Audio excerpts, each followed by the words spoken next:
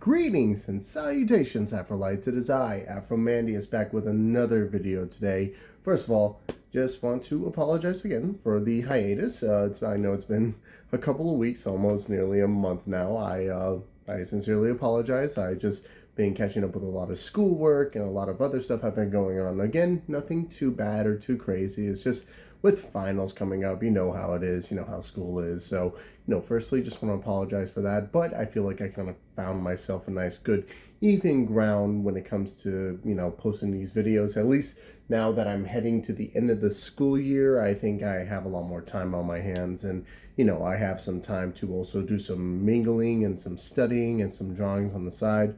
Then also with Pawn kind of acting up and kind of getting to me, it's just, finding the right time and finding the right place. Also, this is probably my third time actually doing this video because it was so difficult trying to navigate and understand these kind of characters, because when I looked at it from the outside sorts, it was just so much out of the realm of what I'm used to. And I say that like my last video wasn't focusing on a clown that comes from the Honk Ha dimension. So, you know what?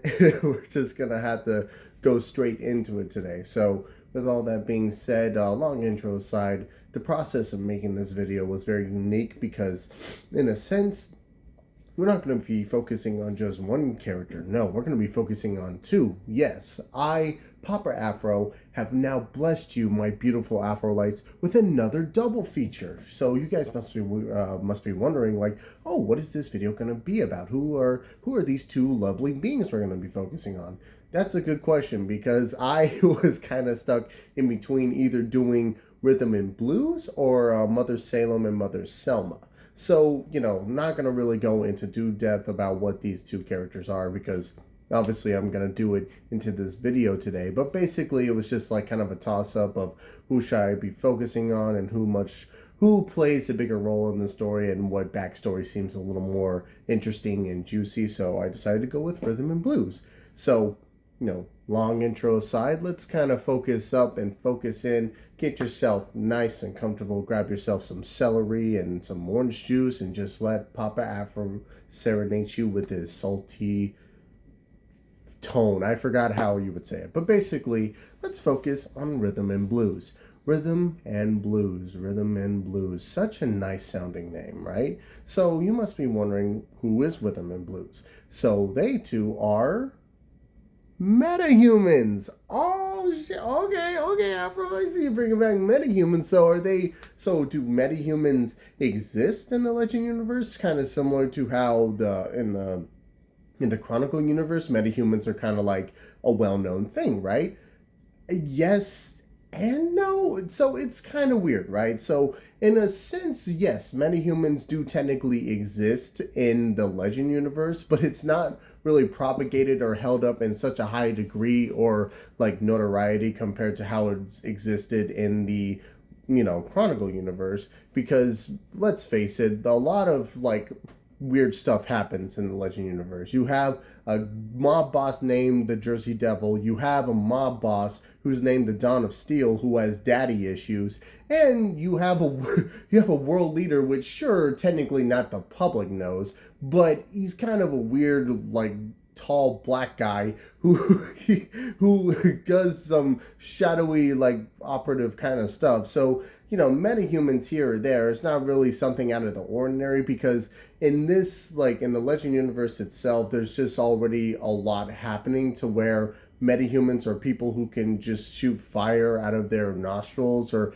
people who can flick lightning bolts out of their fingers isn't really too out of the norm and whatnot. So yes, in a technical sense, the metahumans do exist, but they play such a minor role when it comes to actually focusing on them. So, you guys must be wondering, well, where did they come from? So they didn't come from this earth, in a weird way of phrasing it. And you guys must be thinking, Afro, what do you mean they didn't come from this earth? They were there the whole time, weren't they? It's no. In fact, they come from a... Sit down for this, okay? Because Papa Afro, I know, you guys are tired of it, but they come from an alternate Earth.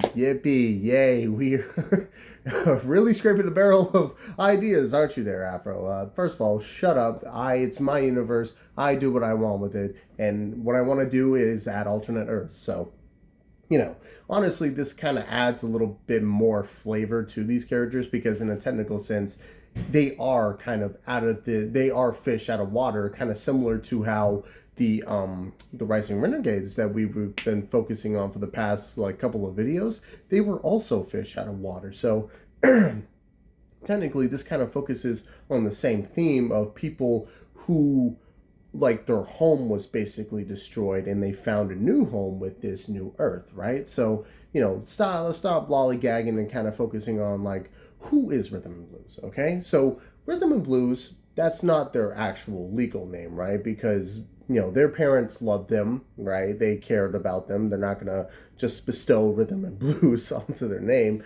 So Blues is actually the older twin brother. They are twins, yes. So Rhythm is the younger twin sister, and Blues goes by, his real name is Lucas Russell, and Rhythm's name is Cassandra Russell. Now, these two are actually bat metahumans. So yes, they are in a sense, they are bats, so put the comments of like, oh, Batman knockoff, blah, blah, blah, blah. I don't care. Does Batman turn into a giant bat? Technically, in some alternate continuities, and anywho, ignore that. Yes, they are bad metahumans. They could turn into giant bats. It's pretty freaking wicked. If you look at my Instagram post, I just posted that last week. So anywho, they are bad metahumans. But here's the thing about this alternate universe that we are going to be focusing on. So as I mentioned before in my Chronicle video, it basically, like, metahumans aren't really the most, like, they are hated by a lot. Like, everyone on Earth hates metahumans, right? Because it's not like it's unfounded, because in a sense, like, would you trust someone who has the ability to just, like, move things with their mind, or have the ability to turn invisible? Like, you would be really cautious around them, right? I'm not trying to justify people who have abnormalities or anything, right? But just keep in mind that these, like, are people who have extraordinary abilities that regular humans cannot. So obviously they're gonna have the advantage when it comes to a lot of things. But basically what I'm trying to say is that in the Chronicle universe, metahumans are an oppressed group of people, right? We see this in the Jailbird saga. I mentioned this back in my Chronicle video, and I, gone briefly over about how metahumans were treated in the Jailbirds section of that video. Check it out. But basically, in this alternate universe, funnily enough, the metahumans are the ruling class. Ooh, whoa, Afro, getting a little rambunctious there, big boy. You might want to, draw it back a bit. What do you mean the metahumans are the ruling class here? Well, let's just say that there was a civil war and metahumans came out on top. So basically, this is what sets this universe apart from both Chronicle and Legend. Now, keep in mind that this isn't like another universe that's going to be rich with tales and stories and whatnot. In a technical sense, this universe is just the one where it wasn't split by the meteor. So, yes, technically, like how I mentioned back in my, like, explaining my world video, like, basically the reason that Chronicle and the Legend Earths even exist in the first place is because the meteor that killed the dinosaurs split that planet into two, and then it rebuilt itself into two new Earths, blah, blah, blah. But in this universe, that never happened. So technically, or I guess it did happen, because if I said that it didn't happen, then the dinosaurs will still be roaming around. But basically, the meteor that crash landed into that Earth didn't split it in two, and metahumans came about, blah, blah, blah. Boom, jam, bop, there, now the ruling class. That's all you need to know, right? And it's not really going to matter later on, because the Earth basically falls to crap. So, anywho, let's go back to looking at Rhythm and Blues, right? So basically, with them being of the ruling class, they are kind of seen as, they are seen as superior compared to, like, all regular people and whatnot, right? So, however, when it comes to Rhythm and Blues, they are very sympathetic to humans. They see themselves like as everyone else. They just have this extraordinary ability that, causes them to turn into bat human hybrids. It's okay. It's an everyday thing. Women get periods and some people just turn into giant bats. It's no big deal.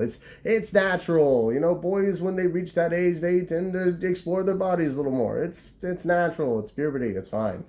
Anywho, but basically, they saw themselves, at least for, Lucas and Cassandra, they saw themselves not as superior, but they saw themselves as equal to people, regular people and whatnot. They wanted to live regular lives, and for the most part, they did. So I'm not really going to go too in depth about their childhood because it's not really too important to their characters and whatnot. They are in like a upper family, like upper class and whatnot, so there is a bit of a class struggle there, trying to relate to regular people and whatnot, but for the most part they just go through their lives regularly, right? So for the time being, at least for what they focus on, Lucas is actually a lawyer for like MetaHuman Foundation and whatnot, while Cassandra is also a crime scene analyst. So we got hints of the Flash and got Matt Murdock in there, right? So it makes sense to me because in a technical sense, while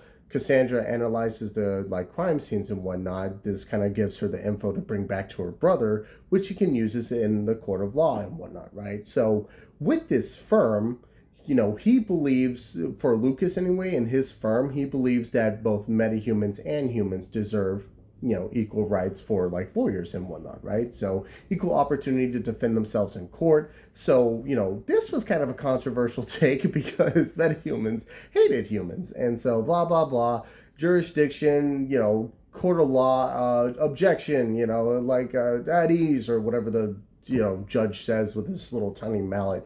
But basically, he was kind of struggling with this like law firm because, metahumans were basically boycotting it and most humans didn't have enough money to afford it. However, here comes this new character. His name is Shang Lao.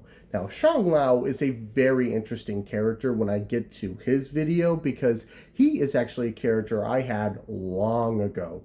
Like, even, not to say that he was one of the first characters I made, but he was one of the characters I had an idea for, but never went anywhere with it. So he just kind of sat on the back burner, similar to Spike and Andreas.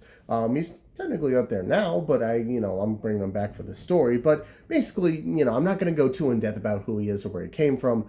But just keep in mind that he is, a multi-billionaire, like rich, entrepreneur and whatnot. So he actually sees like how much that Lucas is putting out there for both metahuman and human interactions and relationships and whatnot. So he decides to actually fund and help out Lucas in his law firm and whatnot, right? So, this is a good start, good relationships with one another and, being backed by one of the like top billing, highest, richest metahumans kind of gave him a little more clout than Lucas anticipated. And so that's kind of what kind of got a lot more people involved. He was able to get his law firm started, and this also, helped out Cassandra because, siblings help each other out and whatnot. So their lives were actually going pretty good. However, when it comes to their government and whatnot, every single superpowered human being has to sign up for the what was it called? The Peace Officer Program, also known as Superhero. So obviously you could see where where I'm kind of deconstructing the superhero narrative because I'm punk like that. I'm like the boys who's so punk that they're funded by one of the biggest corporations in the world and given so much money compared to any other like product, and they also live through spin-offs and video game crossovers, but they're punk. They're so punk because they talk about how bad capitalism is, and even though they're funded by Jeff Bezos, who owns Amazon, which is one of the biggest companies, but they're punk, but they're it has sex in it and has blood. They're punk, guys. Come on, you got to believe me. Like the boys, they're so punk. Especially when the guy went inside, I'm getting off track. I hate The Boys TV show. It had such great potential, but it went straight to garbage after season 4. So, I'm not focusing on that. Focus on Rhythm and Blues. Anywho, so basically, the government had them sign up to become peace officers, peacekeeping officers, right? Or superheroes, quote unquote. So this is kind of my way of deconstructing the superhero like formula and whatnot, kind of similar to how I did in the Chronicle video. I don't think I mentioned this anywhere, possibly. I could be mistaken. Maybe I mentioned it in my David video because he himself is a metahuman, but basically the reason why metahumans go by like superhero names and like wear masks is because it's their only way to escape. However, in this universe, it's basically the government's way of keeping control and keeping the peace and making sure there's no evildoers or crime afoot and whatnot, right? So with the superhero program, Cassandra and Lucas had to sign up for it because, get this, they're metahumans, right? So this is kind of where their rhythm and blues alias comes in, right? Ooh, so, that's kind of where the rhythm and blues persona was born, right? So, they came up with it. They came up with their own costumes and whatnot, and being funded by the government, they built their costumes and gave them some weapons that kind of actually help attribute to their abilities, but I'm not going to go into it right now. I'll get to it when I get to their like weapons and abilities and sections and whatnot, blah, blah, blah. But, their life was kind of going okay because for the most part, not only were they fighting crime in the middle of the night, but they were also like doing their day jobs and whatnot, right? So their lives were going pretty good. It seemed like everything was falling in the right spots and everything was going okay until it didn't. Here we go. So basically, I'm not going to go in depth about what the heck is happening, but basically, Shang Lao was friends or allies with a scientist known as Afrey Smythe. Afrey Smythe was a human scientist, and this is kind of where the like human, like metahuman, like race, not race, relationship kind of like helped built itself. And this is kind of where, because in Shang Lao's company, it built like different types of medicines, pharmaceuticals, weapons, and whatnot, right? So it was a multi-faceted company that does a lot of things. So think of it as like Wayne Enterprises or Stark Industries, LexCorp, it's one of those kind of companies, right? Sorry, mouth got dry there. But yes, basically this is kind of where their, friendship began because Afrey Smythe, being a smart man that he is, helped build a lot of stuff for, the Shang Lao or the Lao tech industry. So, this is basically, I'm not going to go too in depth about these two characters because they're going to have their own separate videos. But what you need to know is that they both created this thing known as the tone engine. So I need you guys to stay with me on this, okay? This is going to sound absolutely ridiculous, but just stick with me on this, okay? The tone engine is basically a machine that kind of goes into the biofrequencies of both metahumans and humans to kind of tone down like their feelings and kind of make them numb to a lot of things, right? So basically this machine was made to end racism.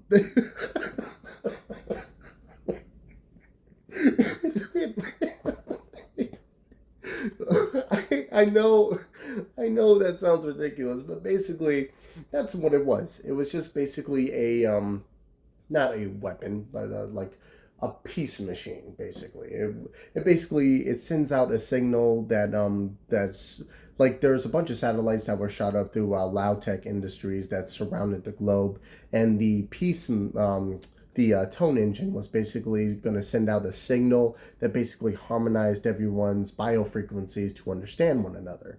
So this was in a technical sense to help change their tone. You see what I did there? And kind of help understand empathy and whatnot. So as ridiculous as that sounds, this tone engine is going to come in later on, or coming now, because basically with the tone engine it caused the end of the entire dimension that they are in. So basically Afrey was a mole. He basically sent all the details and information to the Meta Elite, and the Meta Elite took on and took down Lao Tech Industries. But Lao still stood his ground against the Meta Elite. So did Rhythm and Blues, because they also believed in the cause and whatnot, right? So this is basically what caused the end of the dimension, is that Afrey sabotaged the machine to basically put it into overdrive, and it just kind of caused everything to riff and ripple apart. Cities were disappearing, people were stopping in place, like everything was just falling apart. Think of like remember to like Into the Spider-Verse, where basically everything was kind of colliding with one another with other dimensions. That's basically what happened with their universe and whatnot. But with the machine kind of destroying like everything that surrounds itself with, the only ones who survived were Wuya, or Wuya means crow in Chinese, and so that alludes to what this character is, but he's not really important in this video, and Rhythm and Blues survived. So this is what kind of throws them into the legend dimension, and this is kind of where their new life begins. Unfortunately, this is kind of, detrimental to both the physical health of Rhythm and Blues, because they just saw their entire family, friends, their entire home dimension just die, and they just got flung to this new one, which almost looks like it, a little less futuristic and whatnot, but it's there, I guess.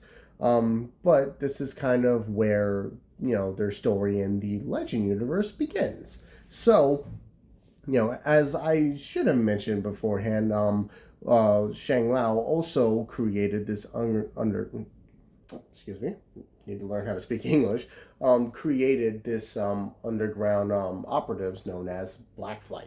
And basically he brought BlackFlight's influence, because some of the stuff did survive, like for, his tech and whatnot, but it was brought over to the Legend Dimension. BlackFlight now works as this underground, like, fighting operations to go against Yami, blah, blah, blah. I'm still kind of writing some things out to how, like, they began their crime fighting spree and whatnot, but this is kind of the point in time where they also met Kova.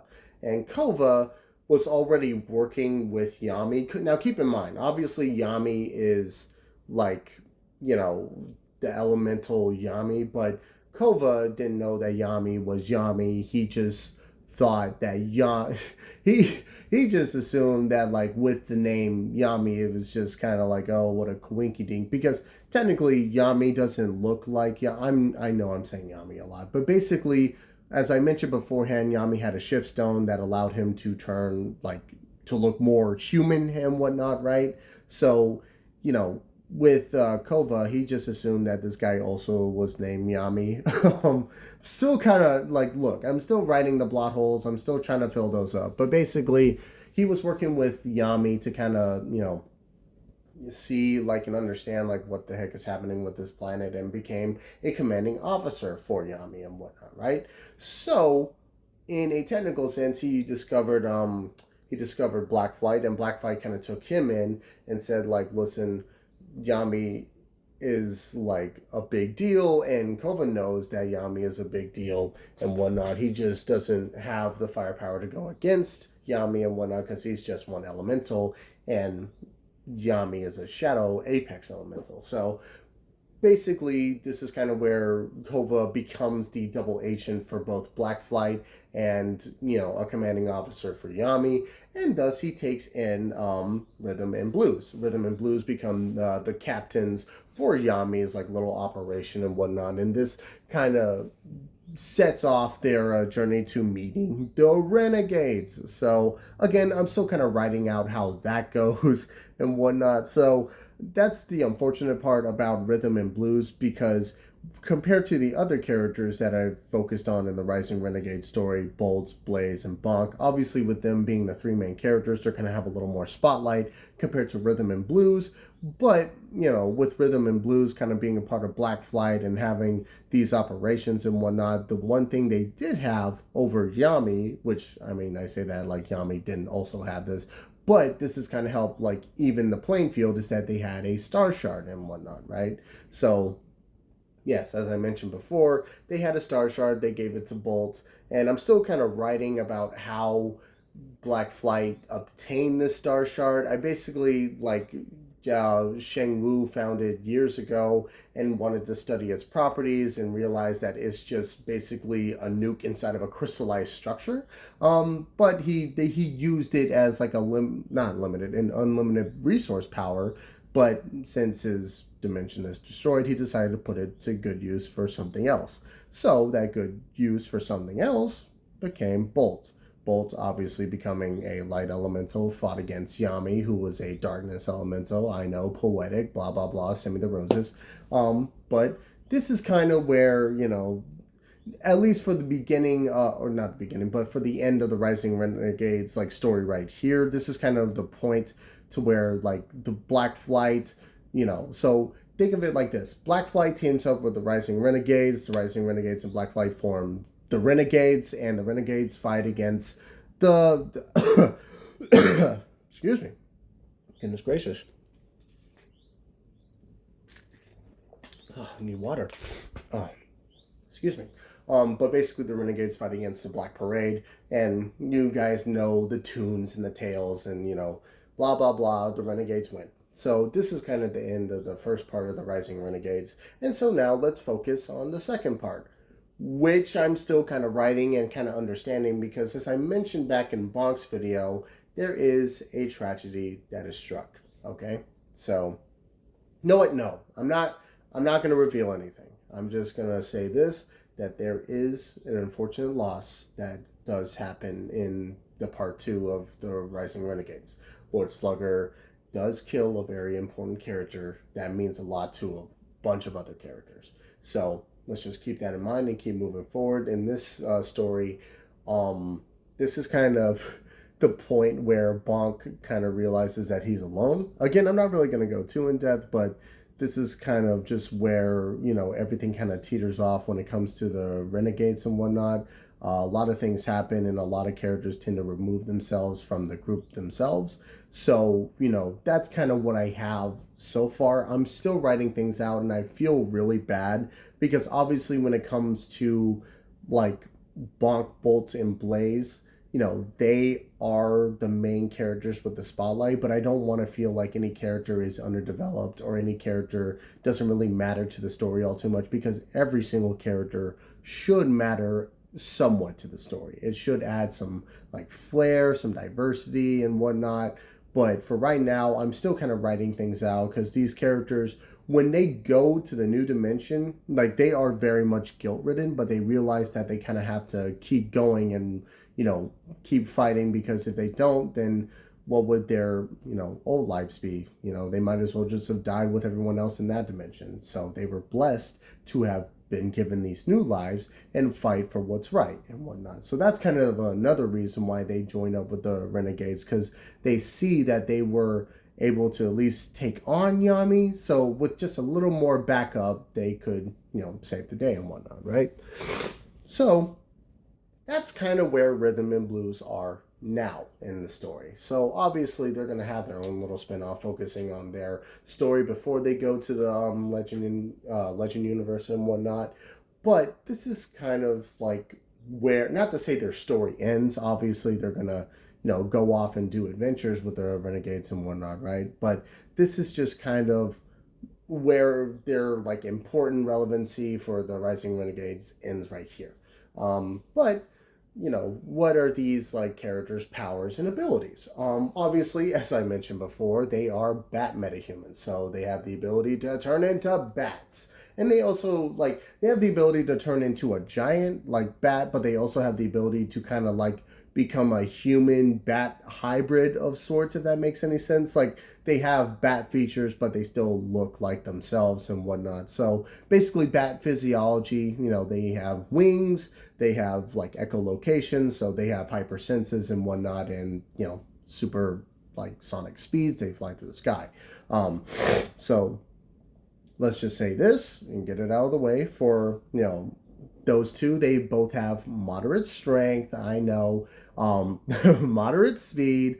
Again, they're not going as fast as, like, say, Bolt or anything, or even in the case of like Blaze. Even Blaze is a little bit faster than those two. Keep in mind they are still just bats. They're not like super powered. Well, they are super powered, but they're not gods or anything, right? So moderate strength, moderate speed, very high intelligence for those two, especially for Cassandra, because with her being a crime scene analyst, she works a lot more in the lab, and she, does a bunch of different she works with a bunch of different like chemicals and whatnot. So she's a little more adept, and is actually, one of the reasons why they even have their weaponry and whatnot. She develops these little vocalizer tubes. I don't know what you would like. Think of it as like a harmonica, right? But I'm gonna draw it out like when I get the chance. But basically, what they do is that they place it inside their mouths, and it basically amplifies their bat screech and whatnot. So the bat screech was already pretty much like sonic levels of like power and whatnot. It can throw a person back and whatnot, but with this amplifier, it basically almost topples buildings. Like, these things are strong. It amplifies, their sonic screech, and they can also like use it to breathe underwater and whatnot. Just think of them as basically bat people. Like, they have different types of tech gadgets and whatnot. They have grappling hooks, which isn't really that useful, but they tend to use it anyways. It's like to grapple onto something, or pull it out of the way and whatnot. But they also have their own little batarangs, or the blues rangs and the rhythm boomerang. I don't know what to call it, but basically they do have their own little like throwing stars, I guess you could say. It's obviously shaped like their like emblems on their chests, which is for blues a giant B, and for rhythm is a giant R. But they have what they lack in power. They do, like, powers and abilities, they do make up in gadgets and whatnot, kind of similar to Alva. So they have different types of like detective work, especially for both rhythm and blues. Blues obviously being a lawyer, he has a keen ear to hear out or scope out any like heartbeats and whatnot, kind of similar to how Matt Murdock does in Marvel Comics, is where a certain type of heartbeat kind of insinuates if a person's lying or not. He can detect a tone of voice to understand if a person's lying or not. That's how keen his ears are. So they also have like keen ears, keen ear listening and whatnot. They don't have good vision though, because they're bats and whatnot. In fact, they're blind. Both of them are very much blind. So, that's kind of where their powers and their abilities are, and, what they can do and whatnot. So what do these characters stand morally? Obviously, these are some goody two-shoes characters and whatnot. They believe that, like, even before when it's all said and done, they both believe that humans and metahumans should stand equally with one another. So when they saw the crimes and injustice that was on the Legend Earth, they didn't even hesitate. They were like, nah, we got to take this guy down. However, they do have a sense of guilt that is written inside of them, obviously survivor's guilt and whatnot, but it hurts a lot more for, Blues, because he realized that, he was basically the one that kind of gave them the legal funding to build the Tone Engine. The Tone Engine is what led to the end of their universe and whatnot. So obviously it hit Cassandra as well, because like she was a lot more fun, a lot more outgoing. She had a lot more of a bigger social life compared to her brother. Not to say that her brother didn't have any friends, but to her, she lost a lot of friends and lost a lot of people she cared about. However, with this new life and realizing that they at least have each other and have like Wuya, Shang Lao, there is still some familiarity from their original home and whatnot. And they realize that they got to make the best of what they have now. So unfortunately, their home is destroyed, but they have found a new one. And with that new one comes with new friends, new family, new love, So at least when it comes to Rhythm, because she does fall head over heels for Bonk.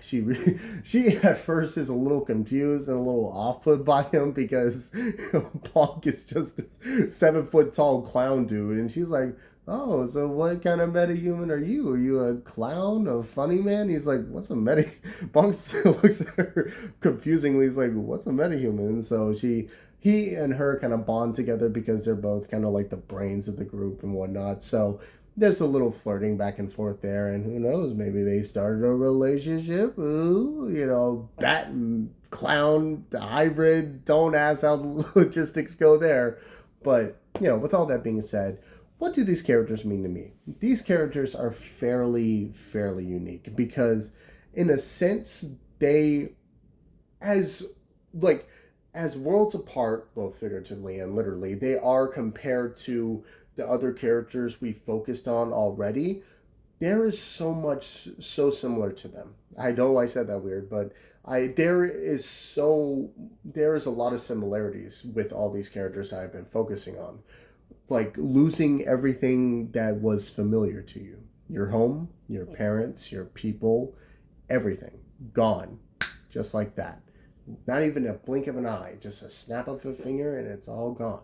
However, you realize that you need to keep going. You know, unfortunately, yes, everything that has happened has happened. You can't go back in time. You can't change the future, but you can change what's now. And they realize that what's now is, you know, evil is corrupting this earth, and they need to step up and become the superheroes that they signed up to be. So in a technical sense, this, like, the whole thing that them signing up to become peace officers or superheroes kind of worked out poetically, because in a sense they do become superheroes and stop the bad guys and save the day. So with these characters, it was a lot more difficult trying to navigate and understand them because they were so far removed from what I had originally for these characters I had in mind. I didn't know where to begin, and I thought I had something structured in my last recording of this video, but I talked, I rambled and I stuttered, and I just kind of went off the rails and different stuff like that. You know, that wasn't even focusing on rhythm and blues, but I feel like I kind of, you know, had a better understanding and kind of, you know, trying to figure out why the dimension collapsed and why they, you know, find the resolve to kind of continue and fight. You know, these characters are just really unique because with them coming from somewhere new, it also comes from somewhere familiar, you know, so it kind of falls in the narrative of a fish out of water, but making most of what's in front of them and whatnot. But with all that being said, I am really happy to how these characters had turned out, and I already posted a picture, as I mentioned a couple of minutes back. I did post a picture of what these two characters look like, and I'm really happy to how they turned out.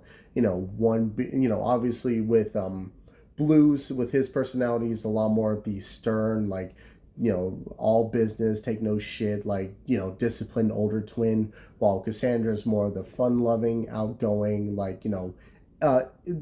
extroverted twin and whatnot. So with their character dynamics with one another, you know, it plays off, and you know, with the Rising Renegades, it also plays off with them as well. Obviously with Bonk and, you know, Rhythm, there's a flirty relationship there. There's also a rivalry between him and Blues. You know, obviously this is kind of like my version of the Batman Joker kind of thing, so it alludes to that. But also with you know, Blaze being part of the arts and whatnot, her and Cassandra also become good friends, and with Bolt and Blues having a sense of justice for fighting, you know, those who can't fight for themselves, they also become really good friends. So basically they become this giant big friend group, and they're all around the same age too, obviously being around 18 and 19 and whatnot. You know, I think I would say that Blues is probably the oldest, being around 23, and Cassandra obviously being 23 as well. So I say that in the sense of Blues and Rhythm are basically the oldest of the Rising Renegades to kind of act as mentors for, you know, the younger kids, even though they're just a few years older. Anywho, with all that being said, I am really happy to how these video came out and how everything is coming along nicely. I'm doing well in school, and everything is just going great for me. And also, I hope you guys had an amazing Easter and an amazing, holiday. And I just want to say thank you all so much for being patient with me. These videos are going to keep it coming. So, I don't know next week if I'm going to have another Created Champions video or if I'm going to do something different. Who knows? All of a flip of a coin. So, with all that being said, just wanted to thank y'all so much again for your patience. I have been Afromandius, so stay fresh and stay frosty, Afrolites, and I'll catch y'all next time.